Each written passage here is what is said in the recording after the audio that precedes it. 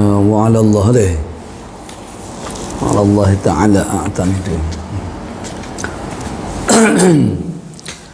أعوذ بالله من الشيطان الرجيم.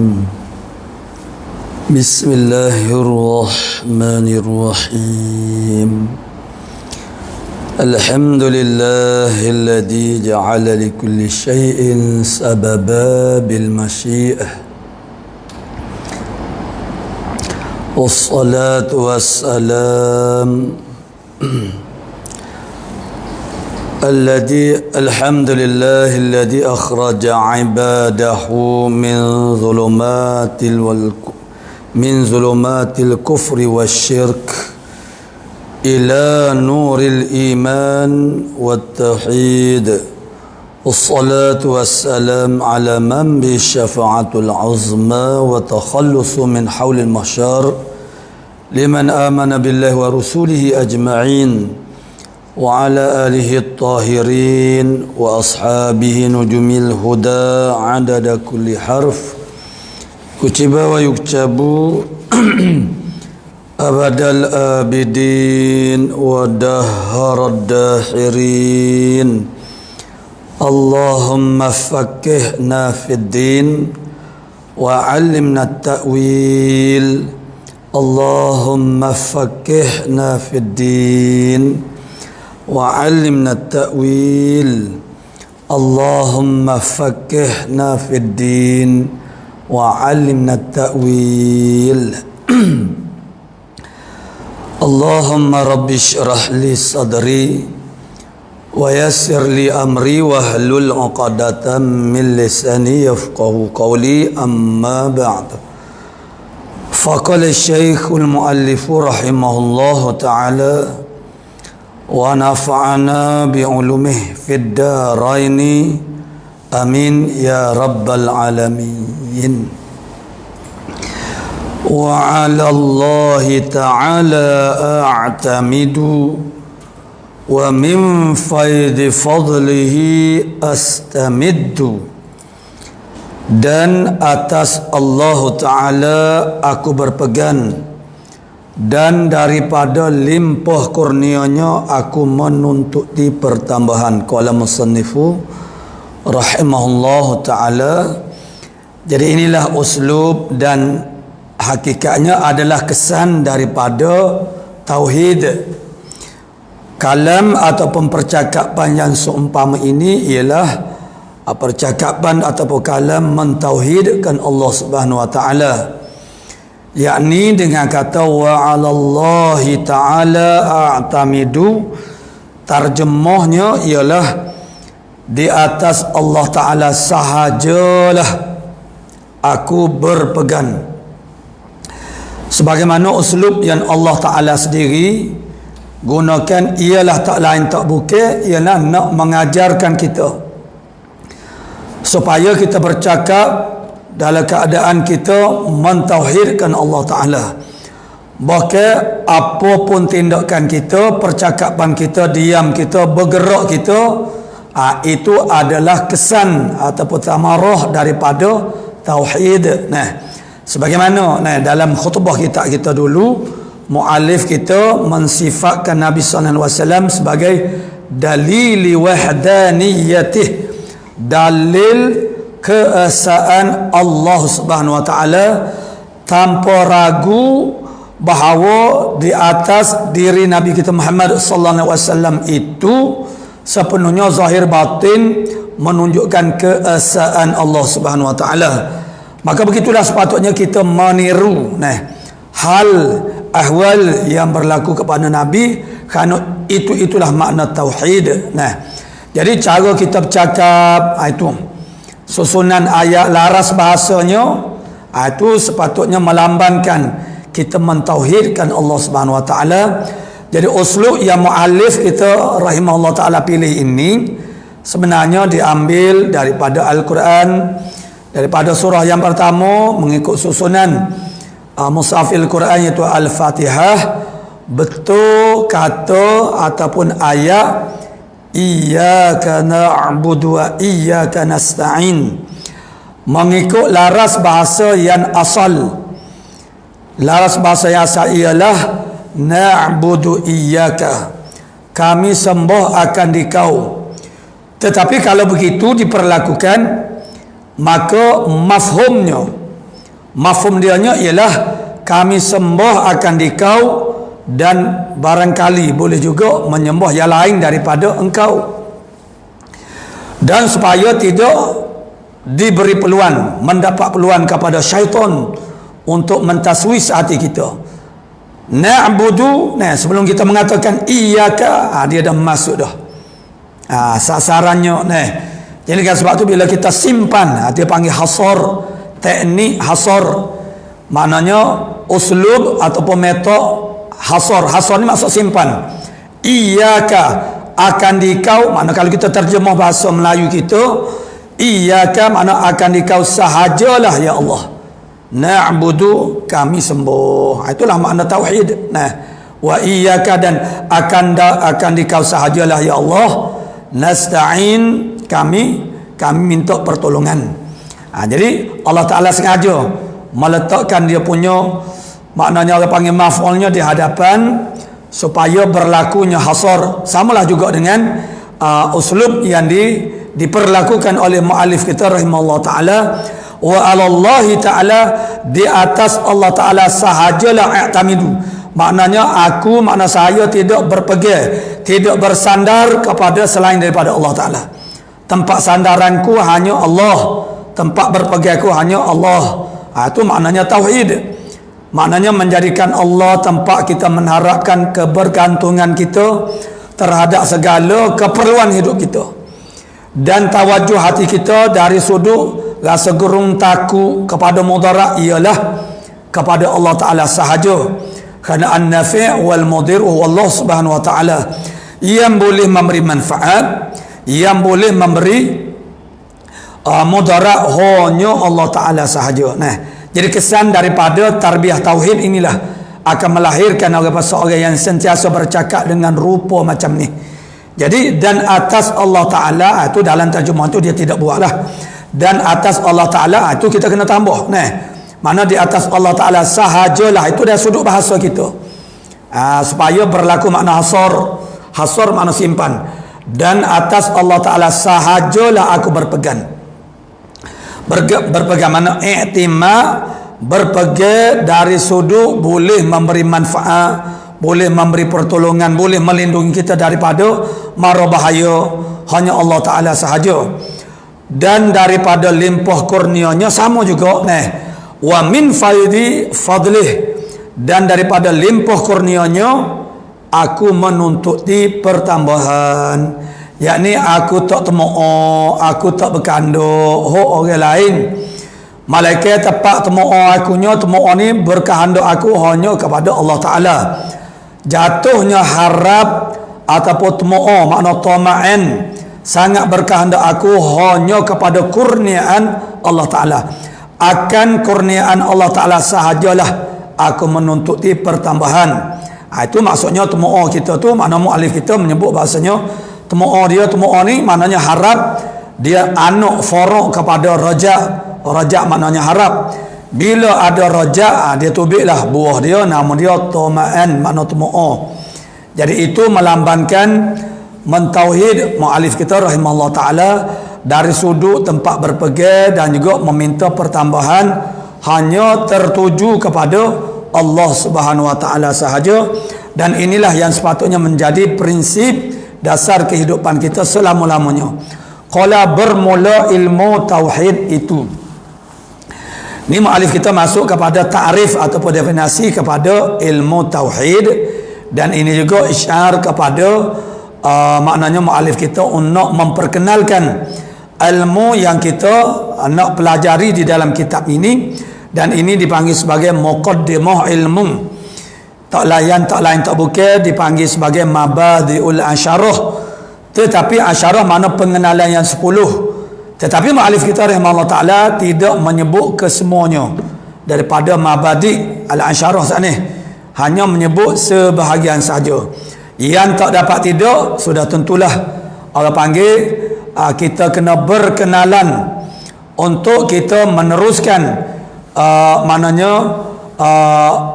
urusan kita dengan kitab ini. Nombor satu sekali, kita kena berkenalan dengan ilmu yang kita nak pelajari, termasuklah juga berkenalan dengan kitab. Dengan kita ada dah dulu panggil selepas wabak itu muqaddimah kitab, ada dah muqaddimah kitab selepas daripada wabak tu dulu. Itu muqaddimah Asy'ariyatul Masyrabi, tu muqaddimah kepada kitab kita ni, berlaku di atas apa jalan. Sekarang muallif kita nak memperkenalkan kita kepada ilmu yang kita nak pelajari di dalam kitab ini, iaitulah tak lain tak bukan secara tak langsung ialah memperkenalkan nama dia. Nama ilmu yang kita nak belajar ni. Jadi memperkenalkan namanya dalam masa dia nak mentakrifkan ilmu ini. Maka kata muallif kita rahimahullah taala, bermula ilmu tauhid itu. Dan nama-nama yang lain yang turut disebut-sebut sebagai nama ilmu ini, ilmu usuluddin, samalah ilmu ma'rifatullah, ilmu sifat 20, tu ilmu aqaidil iman, ilmu akidah, tu merujuk kepada ilmu sama, ilmu tauhid. Kerana tauhid itu mengesahkan Allah Ta'ala. Jadi apa sebut ilmu ini sebagai ilmu tauhid, sedangkan sifat-sifat Allah Ta'ala yang lain tu banyak lagi. Kerana maknanya di antara perkara yang ghalabah, yang paling menonjol di dalam isu akidah ini, masalah tasyrik, masalah tauhid, masalah nak mentauhidkan Allah Subhanahu Wa Taala, tentang meyakini, beriktikad wujudnya Allah Subhanahu Wa Taala, wujudnya Tuhan.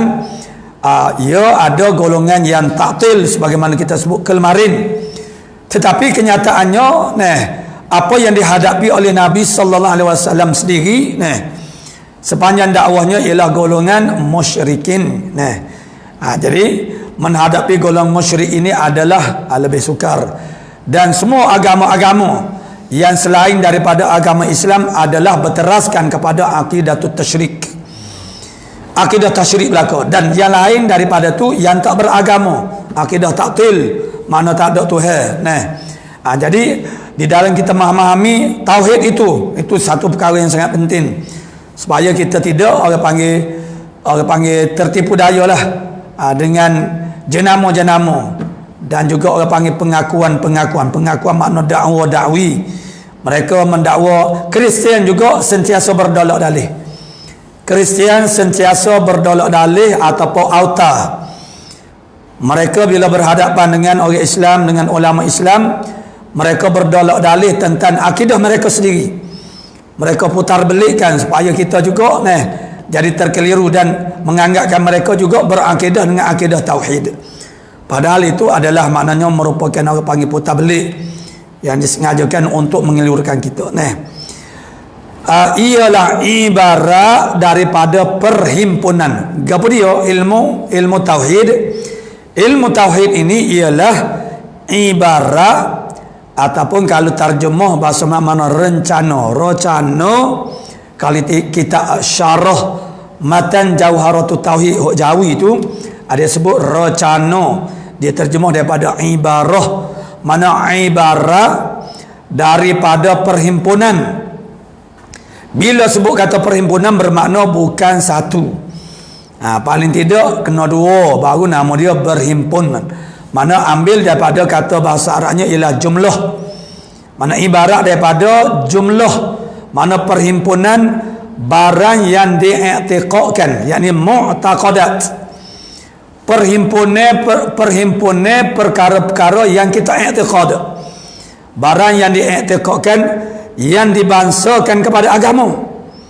Ada juga mu'taqad yang tidak dibangsakan kepada agama, seperti mu'taqad yang berkaitan dengan hukum matematik ataupun hisabiah. Umpamanya kita kata 2 tambah 2 ialah 4. Itu adalah diyakini, perkara yang diiktikad, disimpul, dipegang. Maknanya 2 tambah 2 dorak 2, 4 itu bukan maznum, bukan sangkaan. pada zongnya dua tambah dua tu ialah 4, tidak.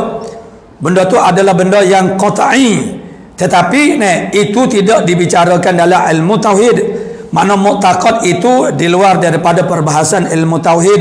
Sebab itulah mu'alif kita mari dengan perkataan yang barang yang diiktikadkan, yang dibangsakan kepada agama. Yang mana yang diambilkan, orang panggil segala mu'taqad ini, mu'taqadat, barang yang diiktikadkan itu. Ambil mana sumber dia, mari daripada mana mari daripada lubang mana mu'taqad ataupun akidah. Boleh juga dia sama ya. Aqidatun maksudnya simpulan, mu'taqad benda yang disimpul. Jadi seperti kita kata lukisan, benda yang dilukis, benda tu je. Jadi ambil mana mu'taqad yang berkaitan dengan agama, ataupun akidah yang berkaitan dengan agama ni yang diambilkan daripada dalilnya, barang yang diiktikadkan, yang diyakinkan.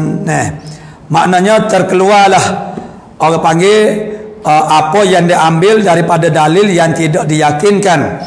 Dalil yang tidak diyakinkan itu seperti dalil yang dizonkan sahaja. Dia tak sampai peringkat yakin. Yang diyakinkan itu ialah maknanya ayat-ayat Al-Quran yang orang panggil membawa makna yang qat'i, ataupun lafaz-lafaz Quran yang soreh ni makna nyata, orang panggil makna dia. Makna dia tu ialah muta'ayyin, makna tertentu.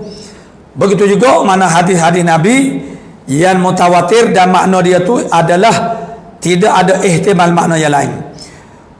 Yang dimaksudkan dengan dalil yang diyakinan itu ialah terkeluarlah dengan kata dalil yang dizonkan sahaja akan dia. Seumpama kalau kita buat contoh, misalnya makna kepada hadis yang makna itu ada ihtimal beberapa makna. Maka bila ada ihtimal itu, maka makna itu tidak diyakinkan, sebab dia ada 2-3 makna. Contoh maknanya dalil yang dizonkan sahaja, seperti kita ambil dalam fiqh. Kalau fiqh dalilnya adalah boleh saja yang diyakinkan dan juga yang dizonkan sahaja. Tetapi dalam akidah tauhid, apa-apa pun perkara yang nak diisbatkan, nak jadi sabit satu-satu perkara dalam akidah tauhid, mestilah bersumberkan daripada dalilnya yang diyakinkan. Berbeza dengan ilmu fiqh. Berbeza dengan fiqh. Ada form fiqh dalilnya boleh saja yang diyakinkan ataupun yang dizonkan. Yang dizonkan itu maksudnya maknanya itu tidak 100% itu jua, bahkan ada makna-makna yang lain. Contoh dalil yang dizonkan ialah seperti hadis Nabi sallallahu alaihi wasallam. Hadis yang diriwayatkan oleh Sayyidina Umar Ibn Al-Khattab, yang merupakan hadis yang pertama, hadis yang mula-mula yang dibicarakan dalam kebanyakan kitab hadis, termasuk matan Arba'in. Itulah hadis yang digelar dia sebagai hadis sunniyah. Hadis sunniyah, hadis berkaitan dengan niat, yang Al-Imam Syafi'i mengatakan hadis ini ialah sulusul ilm, 1/3 daripada ilmu. Mana itulah qala Rasulullah sallallahu alaihi wasallam, innamal a'malu binniyat. Hanya saja amalan itu ialah dengan niat. Jadi perkataan Nabi ini memberi maksud yang berbeza-beza, yang itu akhirnya menyebabkan berlakunya ikhtilaf ulama.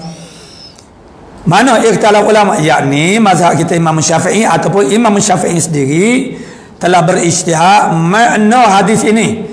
Innamal a'mal dengan makna innama sihhatul a'mal binniyat. Hanya sahnya sah amalan itu ialah dengan niat. Tetapi Imam Hanafi mentakdirkan mudhafnya ialah innama kamalul a'mal binniyat. Hanya sahnya sempurna amal itu ialah dengan niat. Maka makna hadis ini tidak sama dari segi fahamannya daripada ulama-ulama yang berbeza. Maka dalil-dalil yang dizon itu adalah dalil-dalil yang menjadi titik tolak kepada berlakunya khilafiyah di kalangan ummah di kalangan para alim ulama. Adapun dalil yang diyakinkan, maksudnya dalil itu makna dia tu hanya itu saja. Seperti bismillahirrahmanirrahim, qul huwallahu ahad.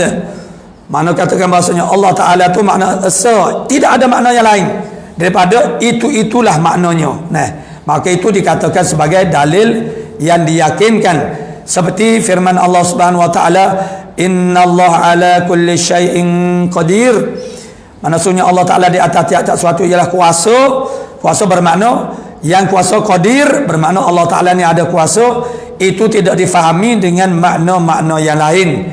Maka itu dikatakan sebagai dalil-dalil yang diyakinkan. Maknanya segala mu'taqadat, segala akidah yang ada di dalam ilmu akidah tauhid ini ialah bersumber ataupun datangnya dia daripada dalil yang diyakinkan. Itulah makna ilmu tauhid, ilmu tentang perhimpunan akidah-akidah yang dibangsakan kepada agama yang diambil daripada dalil-dalilnya yang diyakinkan. Qala muallifur rahimahullah taala, dan bicara ilmu ini, bicara tu dipanggil maudhu'. Nah, maudhu' hantaran. Ini dipanggil hantaran dia. Hantaran ilmu akidah tauhid ataupun ilmu tauhid ni, dan bicara ilmu ini pada zat Allah Taala, ialah nak membicarakan pada zat Allah Taala min haisu, daripada sekira-kira. Nak membicarakan zat Allah Taala bukan makna membicarakan diri zat Allah Taala, tapi daripada sekira-kira barang yang wajib baginya. Barang yang wajib makna sifat yang wajib baginya, bagi Allah Taala. Apakah sifat Allah Taala yang wajib? Yang insya-Allah lepas daripada ni, lepas pada ini, mana lambat lagi muka surat sebelah kita akan ikuti ta'rif wajib itu apa dia. Jadi ilmu ini dia punya orang panggil perbahasannya ialah tentang zat Allah Taala, daripada sekira-kira barang yang wajib baginya, bagi zat Allah Taala. Apa yang wajib bagi zat Allah Taala, maksudnya sifat yang wajib bagi Allah Taala, dan barang yang mustahil. Barang yang wajib mana barang yang tentu ada, tentu sungguh. Tu kita buat bela-bela dah, sambil-sambil, sebelum daripada kita sampai kepada takrif. Memahami hukum akal ini adalah di antara muqaddimah ilmu akidah tauhid yang paling penting. Kerana orang panggil terlepas pandang kita memahami wajib mana hukum akal ini, itu membawa kepada tidak tahqiqnya orang panggil kefahaman kita untuk segala isu-isu orang panggil akidah tauhid ini. Jadi barang yang wajib baginya, bagi Allah Subhanahu wa taala, apa dia, dan barang yang mustahil atasnya barang yang tu kena kepada sifat lah. Sifat yang mustahil yang tentu tidak dan tentu tak ada atasnya atas Allah Taala, dan barang yang harus, yakni sifat yang harus boleh ada ataupun sah adanya dan juga tiadanya. Barang yang harus, yakni sifat yang harus baginya, bagi Allah Taala. Itulah dia punya maudhu'nya. Dan pada segala rasul, itu semua tu dipanggil uluhiyatullah. Mana uluhiyah, ketuhanan Allah Taala, mana sifat ketuhanan Allah Taala, yang itulah yang membezakan Tuhan yang sebenar dengan Tuhan yang palsu. Sifat-sifat ketuhanan inilah yang membezakan Tuhan yang sebenar dengan Tuhan palsu. Sebagaimana sifat-sifat nubuah, risalah, sifat-sifat kenabian, sifat-sifat kerasulan, itu yang membezakan nabi atau rasul daripada yang tidak nabi rasul. Begitu juga kita manusia insan, maka yang membezakan insan dengan hayawan, dengan jamadat, bukan fizikalnya, bukan rupanya, bukan jasadnya, tetapi ialah insaniyah, kemanusiaan. Apa dia kemanusiaan? Ciri-ciri yang khas, sifat-sifat yang khas, yang batinah, yang bersifat batinah, yang Allah Ta'ala jadikan pada diri manusia, yang menjadikan dia itu terbeza daripada hayawan dan terbeza daripada jamadat dan juga makhluk-makhluk yang lain.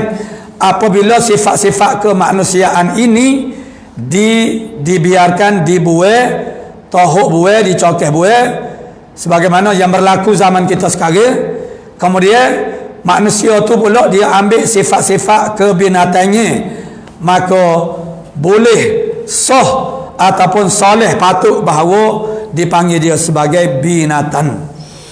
Bukan kerana tumbuh tanduk di kepala dia ataupun tumbuh ekor di punggung dia, tapi oleh kerana dia bersifat dengan sifat-sifat kebinatangan.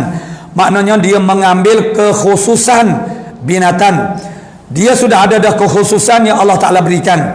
Kekhususan itu dinamakan sebagai kemanusiaan atau insaniah. Insaniah itulah yang membezakan dia sebagai insan, sebagai manusia dengan yang lain. Begitu juga Allah Ta'ala. Apa yang membezakan ilah, makna Tuhan Allah sebagai ilah yang sebenar, al-ma'bud bihaq, al-ma'bud bihaqqin, yang disembah dengan sebenar, yang layak disembah, ialah uluhiyatihi, ketuhanannya. Jadi kita ni dalam tasawuf kita belajar, kita ni insan satu. Yang keduanya ialah kita ni adalah abdun, makna hamba. Kita ni makna bila hamba, dia ada kekhususannya, itu nama dia abdiyah. Abdiyah ialah sifat-sifat kehambaan. Sifat-sifat kehambaan bila seorang itu tahakkuk mantap sifat kehambaannya, maka dia benar-benar menjadi hamba, maka dia adalah orang yang mana dia tu sangat dekat dengan Allah Subhanahu Wa Taala. Apa yang berlaku kita ni berlagu macam Tuhan juga. Maknanya kita orang panggil seolah-olah nak bersepakat dengan sifat ketuhanan, maka kita jadi jauh daripada Allah Subhanahu Wa Taala. Jadi dan pada segala rasul demikian juga. Pada segala rasul demikian juga, makna balah tu juga. Balah tu juga macam tu juga yakni nak cara tentang segala rasul, tentang apa dia? Barang yang wajib baginya, bagi Rasul. Barang yang mustahil bagi Rasul dan yang harus bagi Rasul. Apakah sifat yang wajib bagi Rasul, yang mustahil bagi Rasul dan yang harus bagi Rasul? Yang itulah yang membezakan Rasul, Nabi itu daripada yang lain, daripada Rasul. Sebagaimana yang berlaku bukan zaman ini sahaja, pakai sepanjang zaman. Sepanjang zaman manusia yang dakwi jadi rasul ni mana yang ramai. Masa Nabi itu ada lagi pun ada dah makna di Yaman ada seorang makna Musailamah Al-Kadzab mendakwa dia adalah rasul di sana.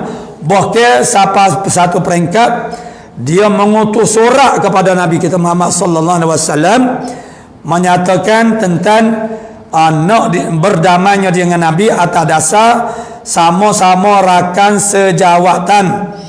Jadi kalau Nabi kita Muhammad sallallahu alaihi wasallam adalah rasul di Makkah, dia juga adalah rasul. Dia adalah rasul di Yaman.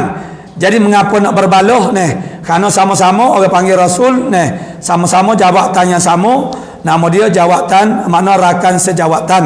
Maka Nabi apabila dibacakan begitu kandungan dalam orang panggil surat yang dihantar oleh Musailamah, Nabi telah mengoyok surat itu, menunjukkan begitu marahnya Nabi sallallahu alaihi wasallam. Kerana hakul risalah, hakun nubuah itu ialah lantikan daripada Allah Ta'ala semata-mata. Bila ada orang yang tidak dilantik jadi rasul mendakwa dia rasul, begitu rasul menunjukkan rasa marahnya dengan mengoyokkan surat itu. Begitulah juga maknanya kita kena sentiasa peka. Sepanjang orang panggil kehidupan kita dunia ini memang akan ada orang yang mengaku jadi rasul. Kerana bila orang itu jadi rasul, dianggapkan dia sebagai rasul, dia akan mendapat keistimewaan yang paling tinggi, melebihi daripada raja-raja dan juga sultan-sultan. Kalau raja-raja, sultan-sultan kalau zaman dahulu bagai kanduk, bagai boleh, apa saja perintah sultan mesti dilaksanakan. Kalau rasul lebih daripada itu lagi. Rasul itu seorang yang telah dianggap sebagai rasul itu, maka keutamaannya hanya pada dia, sehingga nyawa kita pun mesti orang panggil digadai, dikorbankan untuk maslahah rasul itu. Dengan sebab itulah tarikan manusia untuk pakak-pakak mendakwa mengaku kata rasul. Maka bagi kita orang beriman, kita sentiasa jelas terhadap hakikat segala sesuatu. Bukan saja rasul, bukan saja Tuhan, bukan segala hakikat dunia, akhirat, kita jelas. Dengan sebab itu sikap kita dan tindakan kita sentiasa betul di atas lunas-lunas yang telah dibawa oleh agama.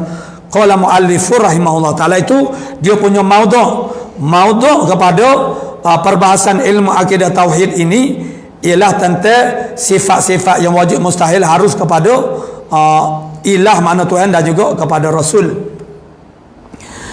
dan pada barang yang didatangkan. Demikian juga pada segala barang yang didatangkan dia oleh Rasul. Makna ni maksudnya maudhu' dia perbicaraan dalam ilmu tauhid inilah konten dia nya, tajuk-tajuk besar. Tajuk-tajuk yang besarnya ialah nubuwah, uluhiyah. Yang kedua nubuwah, dan yang ketiganya segala barang yang didatangkan dia, maknanya dibawa datang akan dia oleh Rasul, seperti hari kiamat dan lainnya. Yang ini disebut sebagai mughayyabat, ataupun disebut juga dia sebagai sam'iyat. Jadi kandungan ataupun konten kepada ilmu tauhid ada 3 lah yang besar-besar. Yang pertama nak bercara tentang uluhiyatillah, ketuhanan Allah Subhanahu wa taala. Yang kedua risalatul rasul ataupun nubuwatun mana al-anbiya, mana kenabian para rasul, para nabi. Dan yang ketiga ialah sam'iyat, perkara-perkara yang kita ambil, yang kita dengar daripada Allah dan Rasul, ataupun perkara-perkara yang disebut sebagai mughayyabat, benda-benda yang gaib, yang ini perkara yang dibawa datang oleh Nabi daripada perkara yang berlaku selepas daripada kita mati. Apa dia? Sebab itu kita orang beriman, maknanya kita ni orang beriman itu dia ciri yang paling utama, alladzina yu'minuna bil ghaibi. Mana orang-orang yang beriman dengan perkara yang gaib. Perkara yang gaib, perkara yang tak dapat ditanggapi oleh indera kita yang zahir ini. Tetapi kita menanggapinya dengan yakin, dengan tasdik hati kita terhadap ketuhanan Allah Ta'ala dan kerasulan. Akhirnya itu yang dikatakan sebagai amantu billah wa ma qala Allah wa amantu bir rasul wa ma qala rasul. Maka itu adalah kesimpulan kepada ilmu yakin, keyakinan kita berdasar kepada dalil-dalil bahawa Allah ialah sebenar-benar Tuhan, dan para rasul itu adalah, dan Nabi Muhammad adalah sebenar-benar rasul. Maka apa saja yang bersumber, yang datang daripada Allah, daripada Rasul, wajib kita tasdik akan dia. Maka setengah daripada perkara yang dibawa datang oleh Nabi, mana amantu billah wa amantu bir rasul wa ma qala rasul, aku beriman kepada Rasul dan apa yang dibawa datang oleh Rasul, apa yang disabdakan oleh Rasul. Jadi Nabi di antara perkara yang dibawa datang oleh Rasul ialah hal-hal yang berkaitan dengan kehidupan kita selepas daripada kita mati, atau dengan kata yang lain ialah tentang hari kiamat dan juga lain daripada itu. Qala musannifur rahimahullah ta'ala, dan faedah ilmu ini, ilmu mana? Ilmu tauhid ni. Apa faedah? Kita nak belajar ilmu ini, kita kena tahu untung rugi. Nak buat apa-apa pun kita kena jelas, adakah benda yang kita nak buat ni membawa kepada keuntungan ataupun sia-sia ataupun rugi. Begitulah juga kita nak belajar ilmu akidah tauhid ini, apa faedah dia.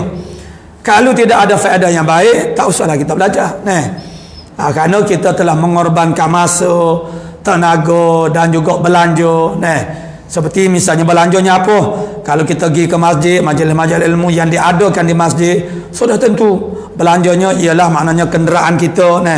Jadi maksudnya orang panggil kita sanggup berkorban belanja masa, dan orang panggil berkorban menukarkan perkara-perkara yang lain yang sepatut kita lakukan dengan belajar ni. Sedangkan dia tidak ada faedah, maka itu tidak ada apa-apa keuntungan, makna lebih baik tak usahlah. Sebab itulah kita kena tahu apa faedahnya. Faedahnya makna dari segi manfaat dia, keuntungannya. Lalu kata mu'alif kita rahimahullah ta'ala, faedah ilmu ini, yakni ilmu tauhid ini, faedah kita belajar ilmu tauhid, dapat kemenangan dan beruntun oleh yang mengetahuinya ilmu tauhid ini selama-lamanya, abadan sarmadan. Kita belajar ilmu tauhid maknanya membawa kepada kita dapat orang panggil faedah ataupun kelebihan, yakni dapat kemenangan dan keuntungan selama-lamanya. Sebab itulah Allah Ta'ala menyebut dalam surah Al-Mu'minun ayat yang pertama lagi, bismillahirrahmanirrahim, qad aflahal mu'minun, sesungguhnya berjayalah orang-orang yang beriman. Orang-orang yang beriman maknanya lah tentulah dia tu sah imannya, sah i'tiqadnya, benar akidahnya. Nah, kalau tidak sah akidah dia, tidak benar akidahnya, tidak sah i'tiqad dia, maka tak dinamakan sebagai beriman. Maknanya dalam ayat ini Allah Ta'ala mengiktiraf kemenangan, kejayaan itu hanya milik bagi orang-orang yang beriman sahaja. Karena kejayaan ini ialah kejayaan yang berterusan dan selama-lamanya. Apa dia? Kejayaan nomor satu sekali ialah terlepas daripada api neraka. Dengan ilmu inilah, dengan ilmu akidah tauhid inilah yang membawa kepada kita ni boleh jadi terlepas daripada api neraka. Nah, makna sama ada terlepas selama-lamanya ataupun tidak berkekalan. Selagi ada iman tu sahih, walaupun masuk neraka juga kerana membawa dosa, tetapi akhirnya boleh keluar daripada neraka dan akhirnya masuk syurga juga. Jadi kejayaannya ialah terlepas daripada bahaya ataupun gerah akhirat, bahaya akhirat, gerah yang paling dahsyat. Gerah ni maksudnya bahaya. Mara bahaya yang paling dahsyat itulah masuk neraka lah. Bahaya yang paling besar dalam hidup kita ialah masuk neraka. Apa saja perkara yang menyebabkan kita menjadi masuk neraka, itulah perkara yang paling bahaya. Terdedah kepada asbab perkara-perkara yang menyebabkan masuk neraka. Itu adalah dipanggil perkara yang paling bahaya dan sepatutnya menjadi keutamaan kita. Memerdekakan diri kita, membebaskan diri kita daripada akidah tasyrik. Jangan ada virus tasyrik dalam tauhid kita.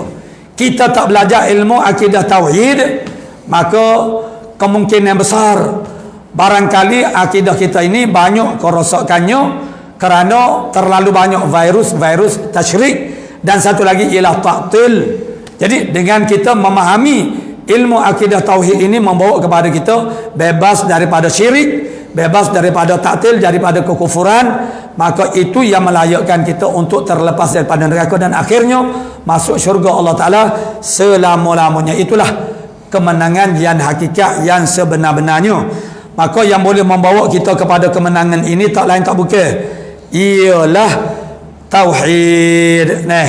Maka nak memahami tauhid ialah dengan melalui ilmu dia lah. Tauhid lain, ilmu tauhid lain. Ilmu tauhid itu ialah pengetahuan ataupun perkara-perkara yang nak membahaskan, nak membicarakan tentang tauhid. Dan kita nak fahamkan tauhid itu apa dia? Ialah melalui ilmu tauhid.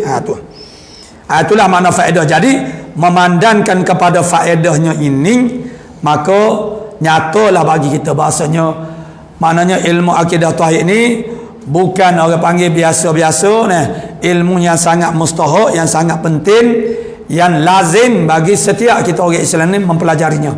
Kerana bila kita ni tak belajar ilmu akidah tauhid, membawa kepada kita tidak mengenal Allah Subhanahu Wa Taala.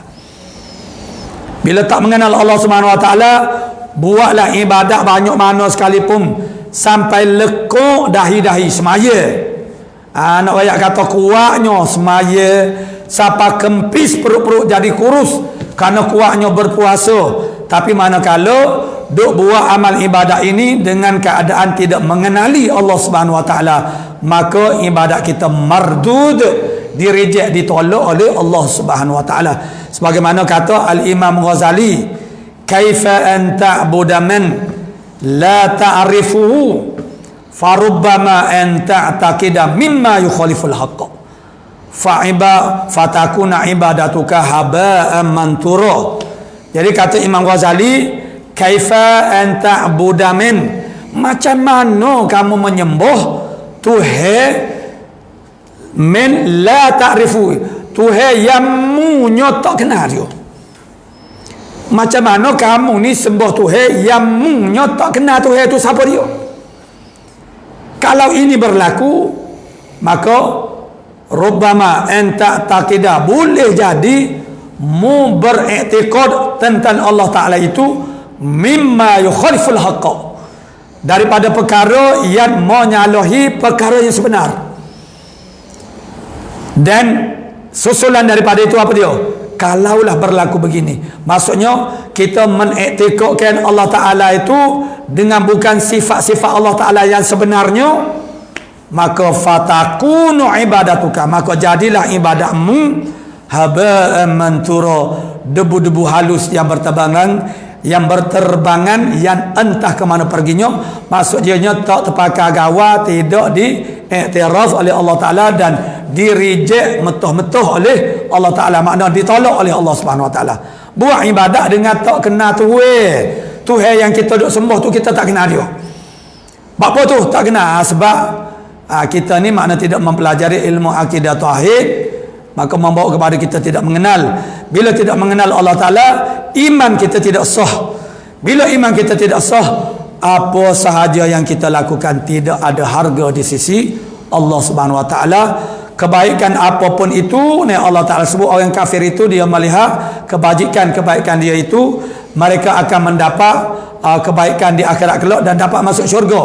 Allah Ta'ala membangsakan perbuatan orang kafir yang perasan-perasan, yang mengingati bahawasanya apa yang mereka lakukan itu boleh membawa mereka masuk dalam syurga. Itu kasarabin, seperti bayangan air.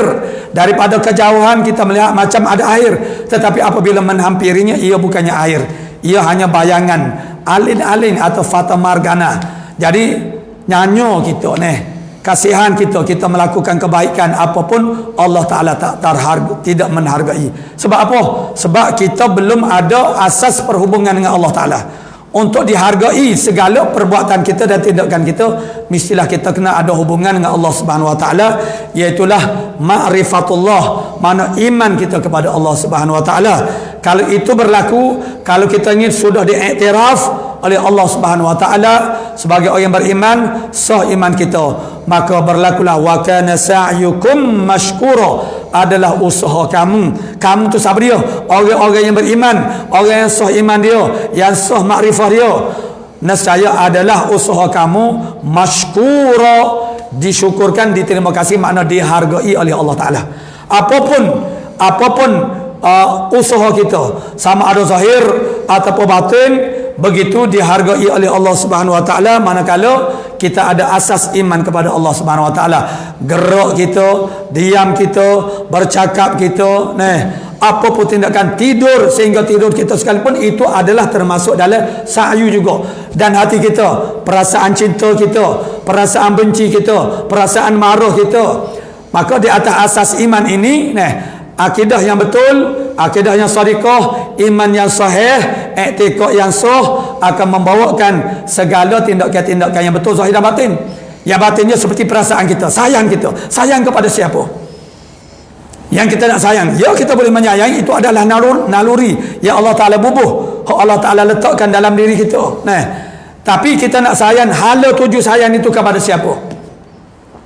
Dengan akidah yang betul, kita akan sayang kepada apa yang Allah Ta'ala nak kita sayang. Allah Ta'ala nak kita sayang, cinta kepadanya. Bahkan cinta kepada Allah Ta'ala tu biarlah nombor satu.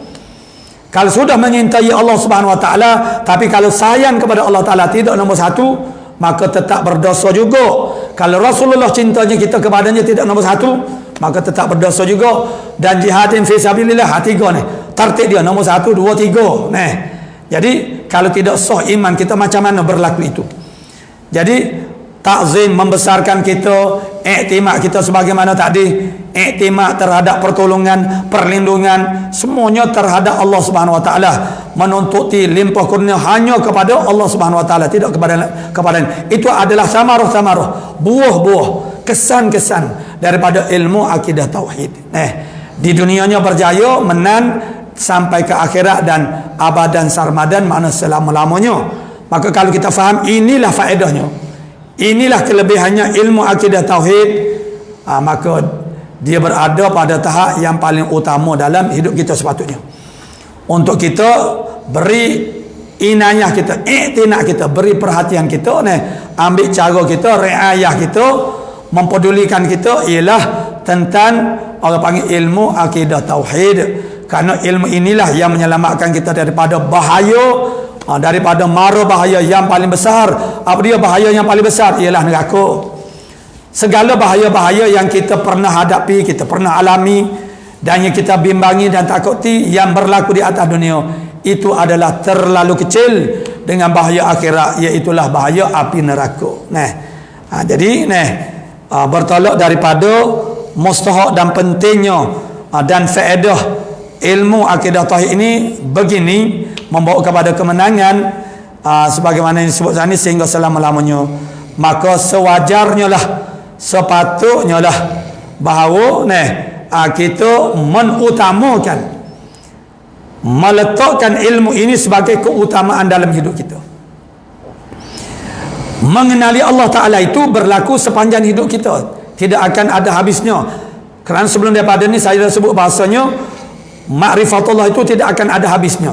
Maka usaha untuk mengenali Allah Ta'ala itu wasilah dia apa dia? An-nazar, pandang tilik kepada kejadian alam ini, untuk kita sentiasa menambahkan makrifah kita, tambah kita tak perlu berhenti daripada nazar.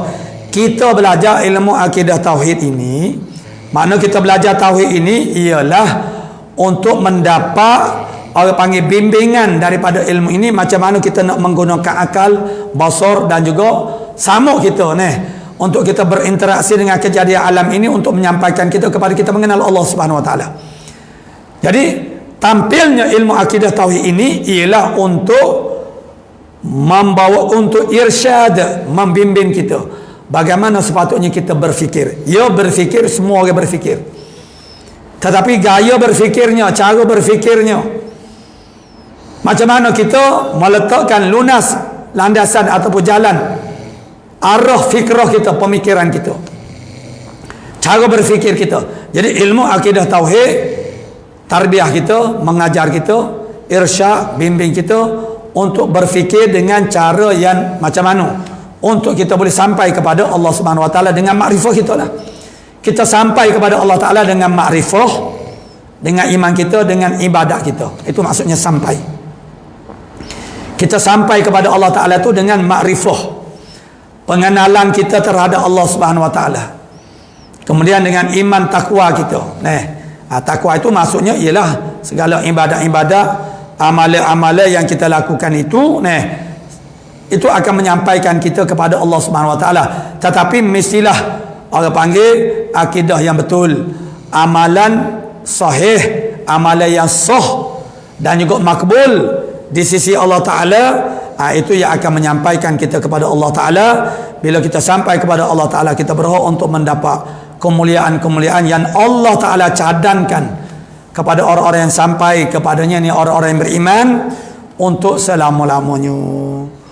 Maka daripada sini kita faham, sepatutnya kita faham bahawasanya ilmu ini ada suatu ilmu yang sangat mustahak, satu ilmu yang sangat penting. Adalah tidak wajar, tidak sepatutnya kita meminggirkan ilmu ini,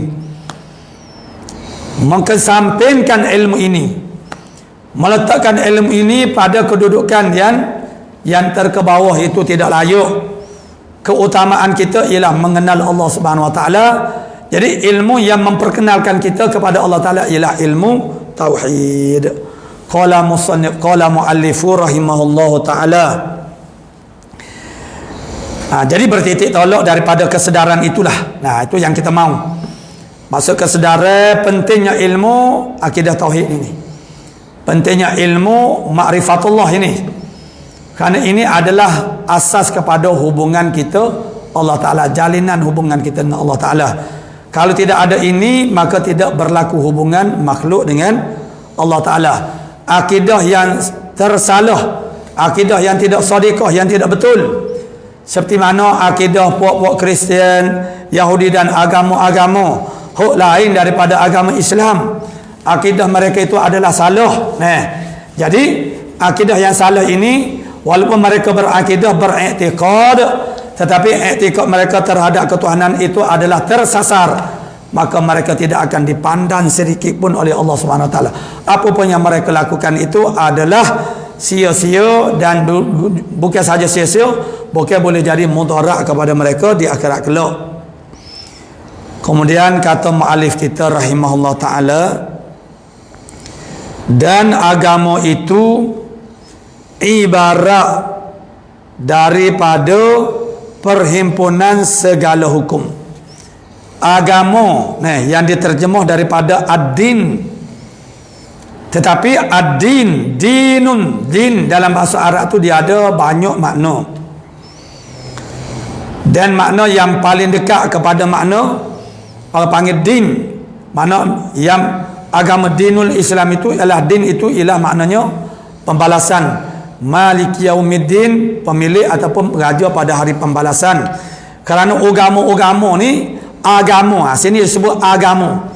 Agama bahasa Arabnya ialah din. Agama ni mana ialah berkaitan dengan pembalasan. Apa yang kita buat ada balasannya. Baik yang baik dan juga yang buruk, yang jahat. Agama, perkataan agama. Perkataan agama ni dia panggil bahasa Sanskrit. Kadang-kadang kita sebut agama, Jadi asalnya ialah agama. Tu sebutan yang betul ialah agama. Kerana dia datang daripada bahasa Sanskrit. Yang mana mengikut pengajian kita dulu, kita belajar Muqarranatul Adyan. Jadi agama tu adalah merupakan gabungan dua perkataan. Satunya satu lagi gamu. Maknanya tidak. Maksudnya tidak. Itu bahasa Sanskrit, bahasa India lama, bahasa India klasik. Nama dia bahasa Sanskrit. Dalam bahasa Melayu kita ni pun banyak bahasa-bahasa Sanskrit. Termasuklah guru misalnya. Itu semua adalah bahasa Sanskrit. Jadi agama adalah gabungan di antara dua perkataan. Satunya satu lagi gama. Maknanya tidak. Gama maknanya kacau. Maksudnya tidak kacau. Tidak kacau. Jadi agama ni dia panggil tidak kacau. Apa maksud? Lazim daripada tidak kacau tu apa dia? Yang ni agama ni dia ada peraturan. Sesuatu yang kacau itu ialah sesuatu yang tidak ada peraturan. Jadi agama ialah tidak kacau, maksudnya kerana dia ada peraturan. Walaupun agama-agama yang batilah, yang batil selain daripada agama Islam, bila sebut kata agama dia ada peraturan. Etis ataupun akidatul ta'til, pada hakikatnya mereka di tabiat dan ada naluri dalam diri mereka mengetahui bahasanya alam ini ada Tuhan, ada tukang yang menjadikan kejadian alam. Tetapi disebabkan oleh beberapa faktor, mereka menafikan naluri ini yang telah ditanam oleh Allah Ta'ala pada semua bani insan ini. Jadi etis yang mewakili orang panggil akidah ta'til, mana tak ada Tuhan ini mana tidak beragama, orang panggil yang tak beragama maknanya tujuan dia etis ni. Dia etis ni maksudnya dia nak membebaskan orang panggil diri mereka itu daripada apa-apa saja peraturan dan undang-undang. Maksudnya kita hidup di atas dunia ni bebas mutlak. Bebas mutlak ni makna tidak ada apa-apa peraturan. Buatlah apa saja yang kamu mahu untuk memuaskan hati kamu. Kerana apabila kamu mati, la aisha ba'dah, tak ada dah kehidupan selepas daripada itu. Itu ajaran etis. Agama walaupun agama yang batil sekalipun, mereka menanamkan bahawa selepas daripada kita mati ini kita akan ada kehidupan yang kedua. Itu yaumul akhirah, hayatul akhirah. Yang mana kehidupan yang kedua ini ialah kehidupan untuk kita mendapat balasan dengan apa sahaja daripada apa saja yang kita lakukan semasa hayat dunia, kehidupan kita dunia. Etis dia nak buat segala peraturan supaya kita boleh hidup secara bebas. Bebas melakukan apa saja. Kita maknanya mati, bila kita mati kita tidak habis cerita, tak ada gapo-gapo dah. Jadi kalau begitu, kalau kita nak buat jahat pun tak apa, asalkan kita pandai melepaskan diri pada pihak pengawal kuasa. Licik kita kita mampu untuk mengelak daripada dikesan dan diambil tindakan oleh pihak penguasa, pengawal kuasa dunia, maka kita boleh buat apa saja kejahatan tanpa mengira orang panggil maknanya kebaikan orang, maknanya masalah orang mudarat kepada orang Kerana apa yang kita perlu buat ialah untuk memuaskan diri kita semata-mata.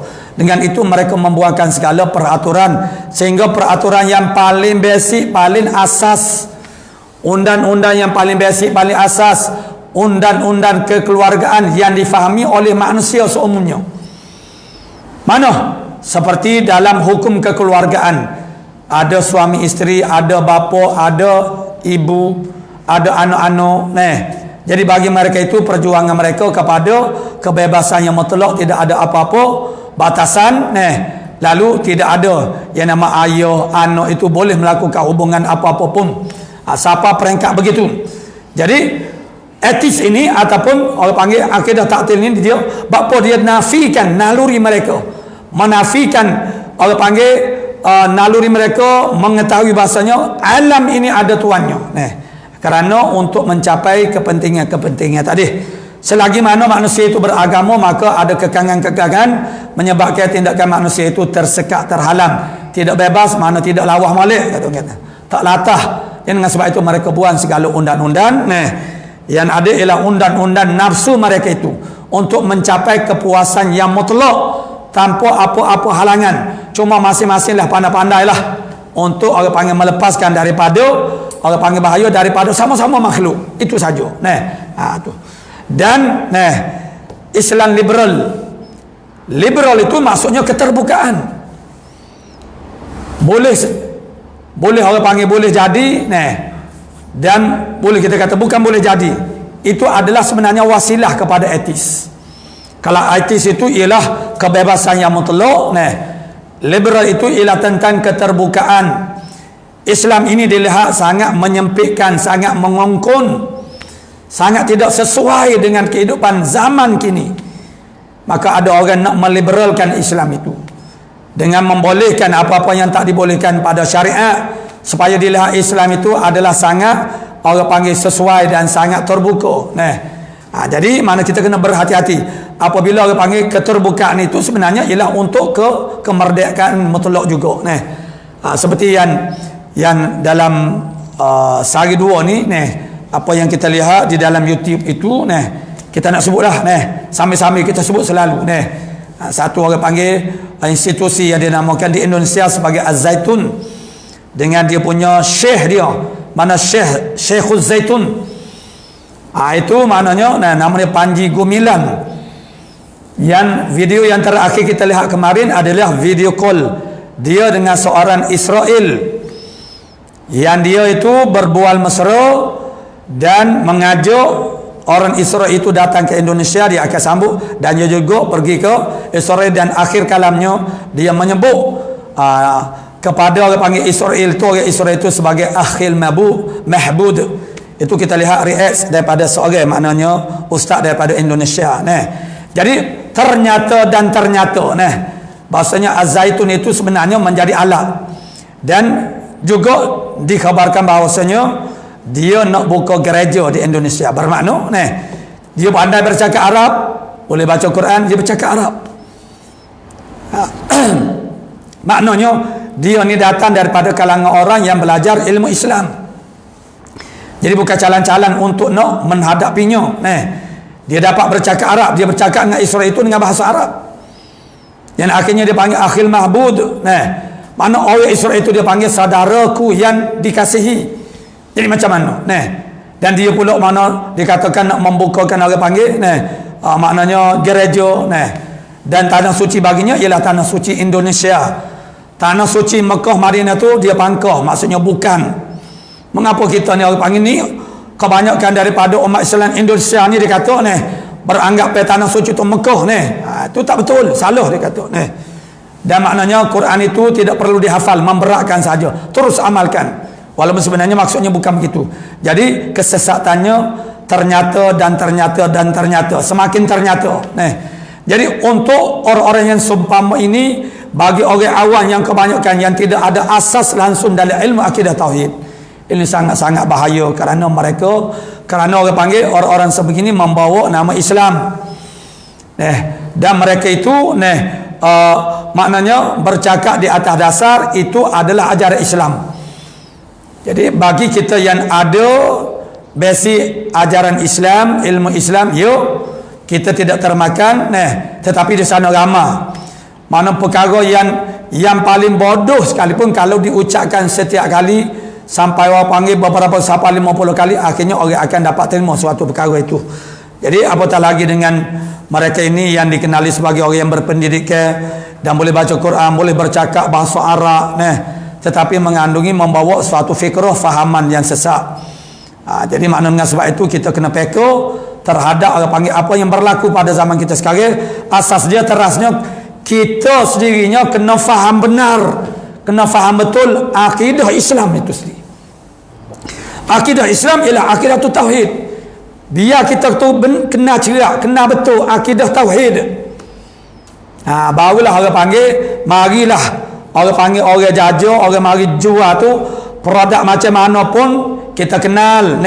Ini produk palsu, produk yang tak boleh pakai. Sebab kita kenal Islam yang sebenar macam mana, tauhid yang sebenar macam mana, mana matlamat agamanya macam mana kita tahu. Jadi begitu, itu adalah untuk keselamatan.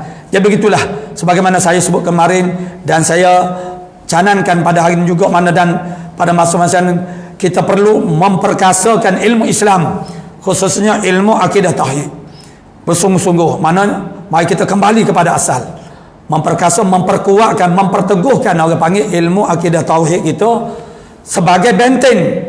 Sebab kita sekarang ini dipanggil zaman yang terdedah kepada ancaman iman, akidah. Terlalu banyak orang panggil akidah yang sangat salah yang bertebaran di dalam masyarakat. Yang bertebaran di alam maya.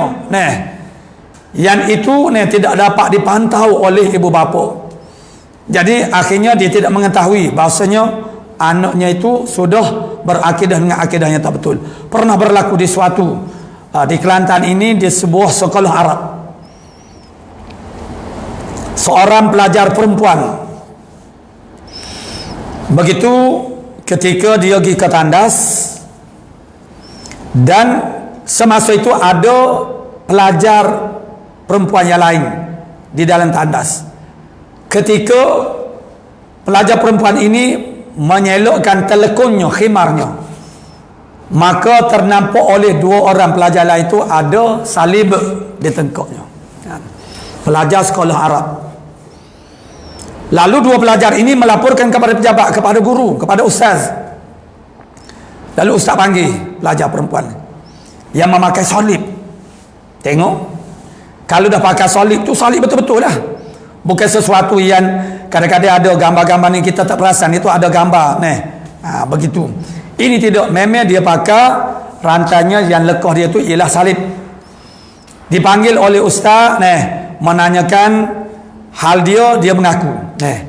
Dan apabila ustaz itu cuba nak mentazkiyahkan dia balik, nak brainwash dia balik, tak mampu. Sehingga ustaz sekolah tu terpaksa panggil ustaz lain yang lebih power. Maksudnya itu yang dapat dikesan. Pelajar perempuan sekolah Arab di negara kita, di negeri ini, di negeri kami itu berlaku sekitar makna tahun sebelum daripada 2000 lagi. Itu semasa saya belajar.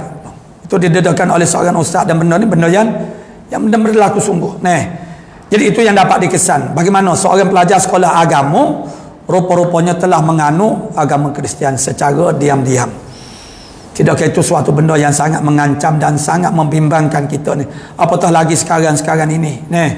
Masa tu internet baru mula ada dan tidak zahir lagi ajaran-ajaran sesat sebagaimana sekarang ni. Pemikiran-pemikiran yang mengarut yang sesat itu, orang-orang yang membawa fikrah-fikrah yang mengarut ini sudah menzahirkan diri mereka melalui orang panggil media masa ini. Jadi begitu kita perlu berhati-hati. Kita sentiasa diri kita sendiri, anak isteri kita perlu kita persiapkan dengan akidah tauhid yang sebenarnya. Kalau tidak, kita akan jadi makanan mereka.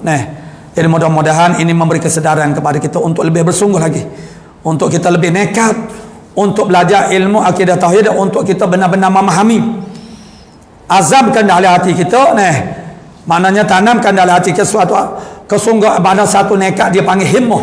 Dia untuk kita berjaya sesuatu perkara dia kena ada 3 perkara. Yang pertama ialah himmah. Himmah maknanya semangat. Kena ada semangat.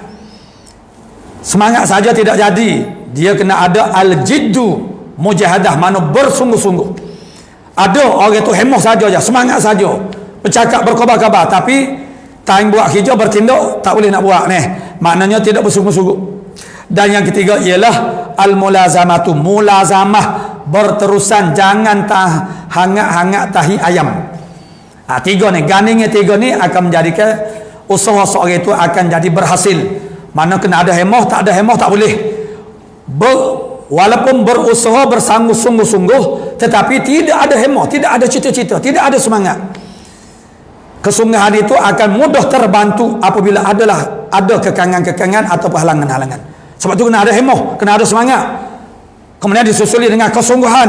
Dan perlulah himmah dan juga kesungguhan itu mulazamah, berterusan. Barulah apa pun yang kita usahakan itu akan berhasil dan berjaya. Mudah-mudahan kita mendapat inayah, yakni perhatian Allah Subhanahu Wa Taala dan riayah bercara Allah Taala terhadap ruh kita dengan memberi pertolongan dan kekuatan kepada kita, sehingga kita boleh berazam, nekat dan juga betul-betul orang panggil nekat untuk mempelajari ilmu ni sebaik mungkin, sehingga kita jadi faham ilmu ini dan guna dianya ialah untuk orang panggil menjadi benteng, khususnya ketika kita hidup di zaman yang penuh kekurangan dan zaman yang sangat rencam, yang Nabi sebut dalam hadis, pagi-paginya beriman, petangnya jadi kafir, petang-petang beriman, pagi esoknya jadi kafir.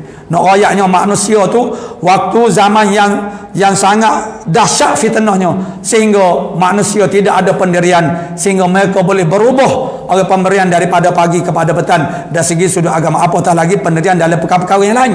Sebagaimana yang kita lihat sekarang ini, apa yang kita lihat sekarang ini adalah manusia-manusia yang sudah hilang pendirian, tidak ada pendirian, bertindak mengikut apa yang boleh membawa keuntungan dan kepentingan semasa pada masa itu.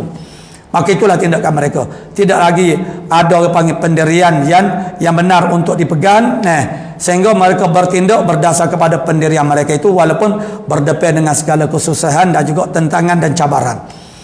Jadi mencari orang manusia berperibadi begini itu begitu susah dah sekarang.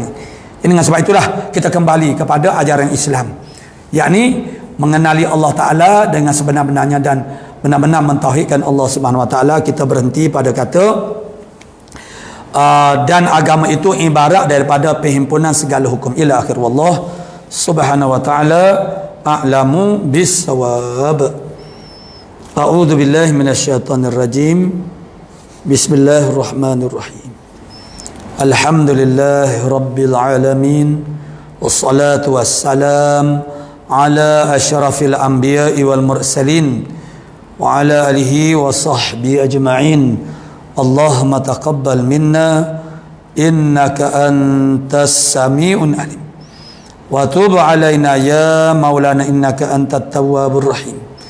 Allahumma inna nas'aluka al-ilma khaifin wa inabatal mukhbitin wa syukra sabirin wa taubatas siddiqin wa sallallahu alaihi wasallam Muhammadin wa ala alihi wa sahbihi ajma'in walhamdulillahi rabbil alamin.